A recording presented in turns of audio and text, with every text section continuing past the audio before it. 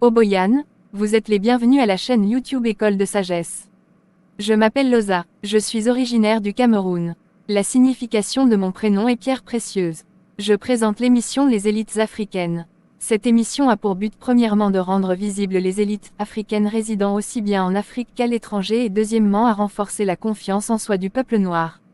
C'est une méthode didactique pour contrecarrer l'un des objectifs du colonialisme qui consiste à faire croire aux peuples colonisés qu'ils ne sont ni civilisés, ni intelligents, etc. Le peuple noir doit connaître et révaloriser ses propres génies qui ont révolutionné le monde avec leurs idées et leurs œuvres. Ces élites africaines sont les modèles et la fierté du peuple noir. Cette émission est un miroir qui reflète une partie de la vraie histoire du peuple noir, à savoir la vie des élites africaines que le colonialisme cache. Aujourd'hui, je vais présenter 10 élites afro-américaines qui ont révolutionné le monde avec leurs inventions et ont contribué à bâtir le monde moderne. Jérôme B. Rhodes, il avait inventé le 19 décembre 1889 le WC ou les toilettes modernes. Ces WC sont vraiment un avantage pour ceux qui les utilisent. William B. Purvis, il avait inventé le 27 février 1883 le cachet et le tampon que l'on utilise dans les bureaux, etc. Clatonia Joaquin Dorticus, il avait inventé le 23 avril 1895 le révélateur photographique. Le révélateur est une solution chimique grâce à laquelle on développe les images des films de photos. Sans cette solution chimique, les images sur les films ne peuvent pas être bien visibles. Alvin L. Rickman, il avait inventé le 8 février 1898 la galoche pour couvrir les chaussures contre la pluie, la boue. William Barry, il avait inventé le 22 juin 1897 la machine à composter. C'est un appareil qui permet de transformer les déchets alimentaires en engrais naturels et nutritifs pour les plantes. David A. Fisher, il avait inventé le 14 mars 1876 la fondeuse mouleuse. Cet appareil sert à fondre des métaux et à leur donner des formes. Thomas W. Stewart, il avait inventé le 13 juin 1893 le balai laveur. Cet outil est équipé d'un aspirateur et d'autres outils permettant d'aspirer le sol et de le laver par la suite. Lee S. Burridge et Newman R. Mashman, ils avaient inventé le 7 avril 1885 la machine à écrire. Henry Brown, il avait inventé le 2 novembre 1886 le protège-document. Grâce à cette invention, l'on peut protéger les documents en papier contre la saleté et le froissement. Richard A. Butler, il avait inventé le 15 juin 1897 le système d'alarme de train. Leçon à tirer, ces inventeurs noirs étaient très doués dans le domaine de l'invention. Voici quelques-unes de leurs positives compétences que le peuple noir devrait imiter. Ils avaient un bon œil pour observer la vie quotidienne, ils étaient très intelligents pour mener des réflexions sur certains problèmes quotidiens, ils étaient très ambitieux et confiants en eux-mêmes, ils s'inspiraient des problèmes quotidiens pour trouver des solutions par des inventions. Le racisme de la société blanche américaine n'avait pas pu les freiner dans leurs ambitions, c'était par amour pour l'humanité qu'ils s'étaient investis pleinement à l'invention. L'émission est presque terminée. Cette émission enseigne une autre facette de la vraie histoire du peuple noir. Un exemple de cette facette sont les exemples de ces élites afro-américaines dont les multiples inventions sont très utiles dans la vie quotidienne, dans la technologie.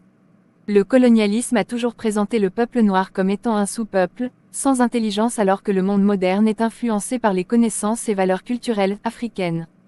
Par conséquent, le colonialisme est un instrument de désinformation dont l'un des objectifs principaux est de déformer par différentes stratégies l'histoire du peuple noir. Ces stratégies sont par exemple l'école, la politique, les médias, les religions importées, etc. Pour clôturer, je vous présente mes meilleurs vœux pour cette semaine à travers une photo de la poupée noire Kofi, puis cette citation de l'anticolonialiste Amilcar Cabral, originaire de la Guinée-Bissau. Je cite: « La résistance culturelle du peuple africain n'a pas été détruite. Réprimée, persécutée, trahie par quelques catégories sociales compromises avec le colonialisme, la culture africaine a survécu à toutes les tempêtes, réfugiée dans les villages, dans les forêts et dans l'esprit des générations victimes du colonialisme. » Fin de citation. Le peuple africain doit être conscient qu'il doit se débarrasser de toute forme d'aliénation ou de prison provenant du colonialisme. C'est son devoir de révaloriser ses valeurs culturelles et même ses élites. Comment se fait-il qu'à l'école par exemple le programme scolaire enseigne très peu sur les élites africaines, ou que dans les publicités on parle très peu des inventions africaines, ou que dans la majorité des nations africaines les langues coloniales sont établies comme langues administratives, etc. Le peuple noir doit être conscient qu'il existe un mécanisme naturel que l'on appelle l'autorégénération. Ce mécanisme est observé aussi bien dans le règne végétal que dans le règne humain et le règne animal. L'autorégénération vient après une période de destruction, etc. Symboliquement, le colonialisme et toutes ses pratiques sont à considérer comme la destruction, l'impureté, la plaie, etc. Pendant que toutes les formes de lutte du peuple noir pour se débarrasser du colonialisme et de ses pratiques symbolisent le mécanisme d'autorégénération. Ainsi, c'est un devoir et un droit naturel du peuple noir de se débarrasser de toutes les pratiques destructives du colonialisme. Alors le peuple noir ne doit pas cesser de se révolter contre toutes les pratiques destructives ou coloniales des nations impérialistes. Dans le règne végétal, lorsque par exemple un feu de brousse brûle une forêt, une grande partie de la végétation est détruite.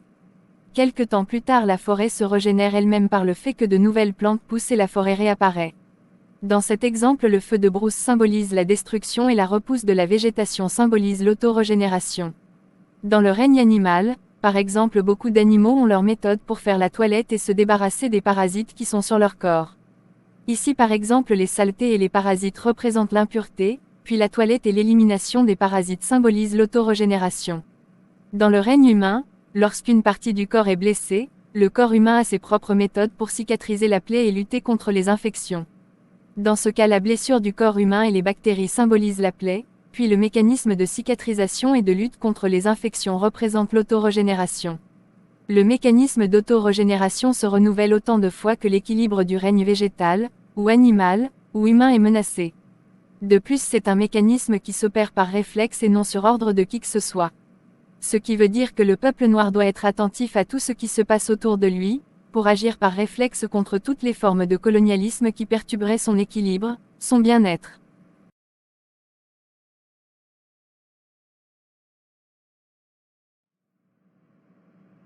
Très chers abonnés, merci pour votre attention et veuillez partager cette vidéo au maximum à vos contacts pour l'instruction de plusieurs. Chokalawolo, au revoir.